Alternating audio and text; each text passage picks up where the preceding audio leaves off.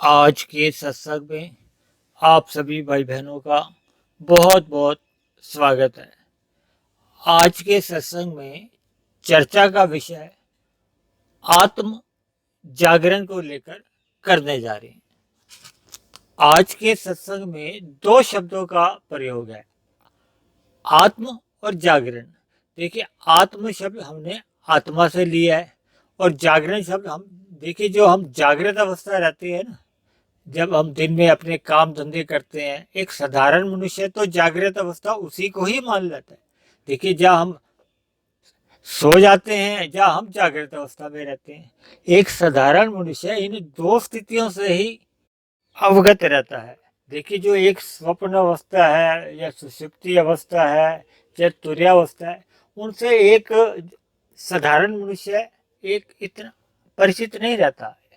और दूसरा, अक्सर हम समाज में ऐसा देखने में आता है कि जागरण होते रहते हैं, अर्थात अलग अलग समुदाय द्वारा ये माता का जागरण के नाम से ज़्यादा आप समझ जाओगे। ऐसा समाज में बहुत से जागरण होते हैं। ज़्यादातर लोग माता का जागरण से अधिक परिचित हैं। देखिए, आज जो हम आत्म जागरण के ऊपर चर्चा करने जा रहे हैं, या जिस बात को हमने आधार लिया है, हमारा आत्म जागरण का अर्थ कुछ अलग दृष्टिकोण से है। हालांकि जितने भी हम समाज में जागरण देखते हैं, उसमें भी देखिए कीर्तन होता है, भजन गाए जाते हैं, तो हम प्रत्यक्ष रूप से परमात्मा से ही जुड़ते हैं। लेकिन हमारा जो आज आत्म जागरण का विषय है, वो एक अलग संदर्भ में है। देखिए, अक्सर देखा गया है, विशेष रूप से कलयुग में, कि एक साधारण मनुष्य भोगों में ही लिप्त रहता है। देखिए, हमारे 5 विषय हैं, गंध, रस, रूप, स्पर्श और शब्द। वास्तव में क्या है कि पृथ्वी, जल, अग्नि, वायु, आकाश के ये सूक्ष्म तत्व गिने जाते हैं। इनको शास्त्रों में तन्मात्रा भी कहा जाता है। और यही एक साधारण मनुष्य के ये एक विषय गिने जाते हैं, जिन पर अक्सर मनुष्य इन भोगों को भोगने के लिए लालायित रहता है। यानी उनको इन भोगों में भोगने का उत्साह बना रहता है, उसकी सदा रुचि बनी रहती है। और इसी भोगों को भोगने के लिए वो दिन भर कर्म भी करता है। और कभी कभी तो यहाँ तक भी देखा गया है कि कर्म ही नहीं कर देता, बल्कि विकर्म भी कर देता है, यानी कि पाप कर्म भी कर जाता है, केवल इन विषयों को भोगने के लिए, जिसका भले ही बाद में देखिए, अगर हम पुण्य कर्म करते हैं तो उसका सुख रूपी फल मिलता है, अगर हम पाप कर्म करते हैं तो उसका दुख रूपी फल मिलता है। ये तो प्रकृति के कर्मों का सिद्धांत है। इसकी अक्सर हमने बहुत विस्तार से पहले भी चर्चाएं की है।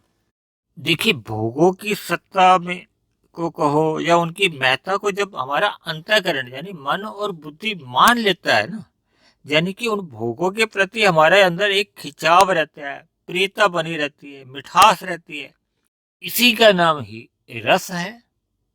इसी रस की बार बार प्राप्ति के लिए मन में कामनाएं जागती हैं, भोगों की। अक्सर ऐसा देखा जाता है। देखिए, कभी कभी इन रसों को चखने में कभी कभी हमारा शरीर का संतुलन बिगड़ जाता है, यानी कि हम बीमार हो जाते हैं। तो डॉक्टर कह देता है कि आप इस भोजन का त्याग करो, यानी इस रस का आपको त्याग करना ही होगा।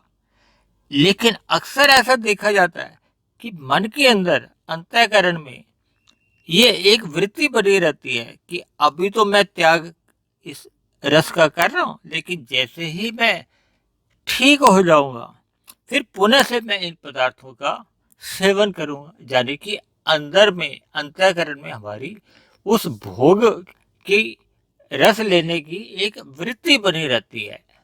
जब तक इन रसों को भोगने से निवृत्ति नहीं होती, तब तक सत्संग में अक्सर देखा गया है कि मन लगता नहीं है, क्योंकि अभी भगवान रूपी महारस का उसको ज्ञान नहीं है, उसको बोध नहीं है। देखिए बचपन में अक्सर ऐसा देखा जाता है कि सभी बच्चों का एक खिलौनों में रुचि होती है, यानी कि उनको खिलौनों में ही रस मिलता है। उनके सामने अगर आप रुपए पैसे रख दो तो वो खिलौने को ही उठाते हैं, लेकिन जवानी में आते आते रुपयों में रुचि हो जाती है मनुष्य की, तो खिलौने छूट जाते हैं।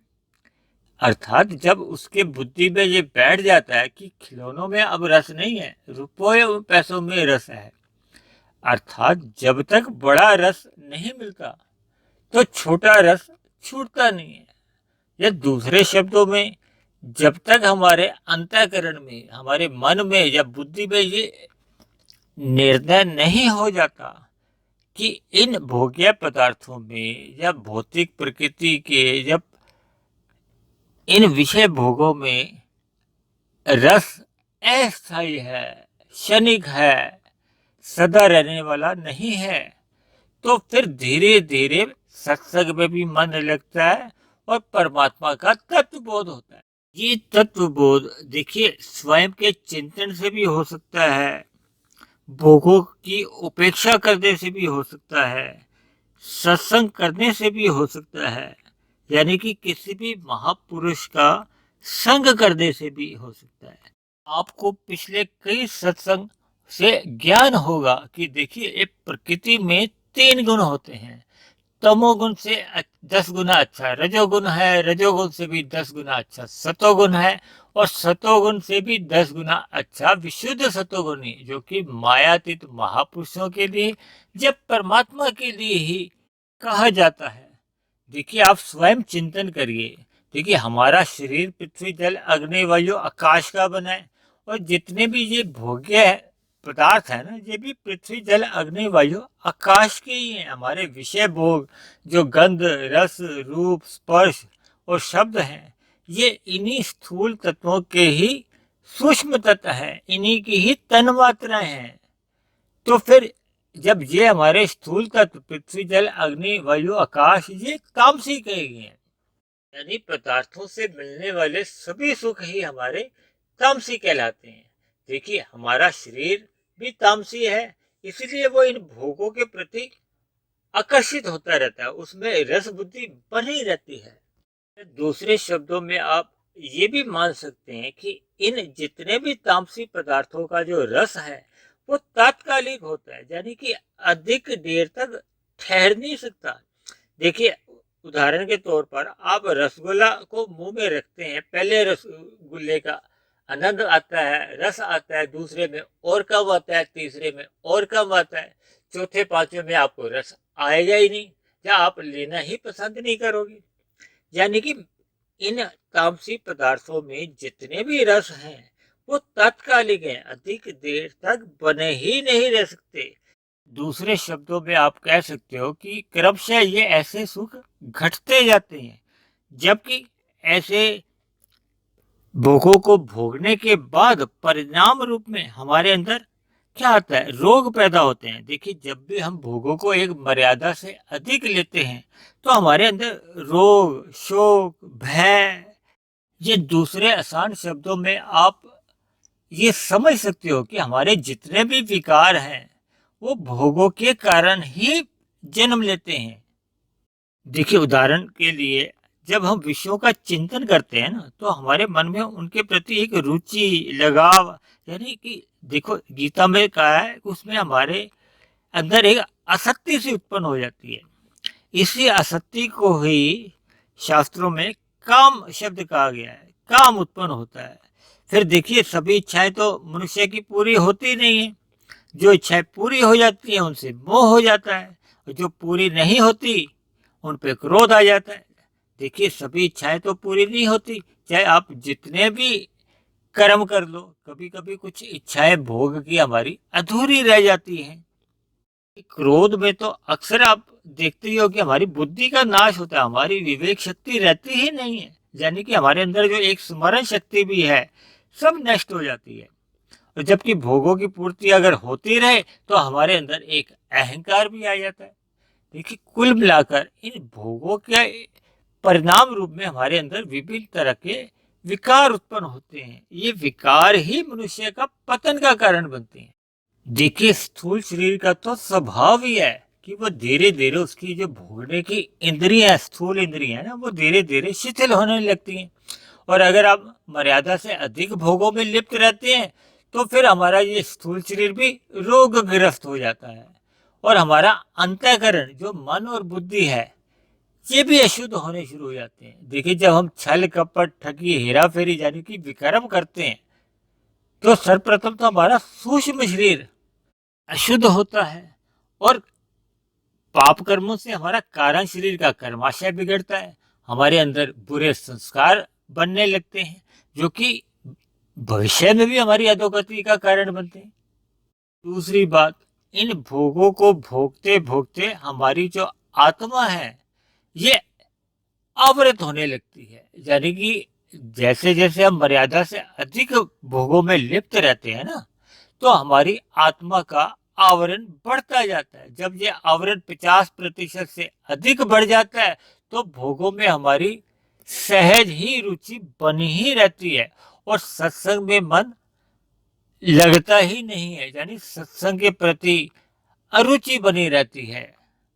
जबकि मनुष्य योनि केवल परमात्मा को जानने के लिए, परमात्मा को समझने के लिए और परमात्मा को पाने के लिए ही मिली है। यही एक हमारी आध्यात्मिक उन्नति करने का एक अवसर है। देखिए, मनुष्य योनि पाकर ही हम आत्म जागरण कर सकते हैं ना।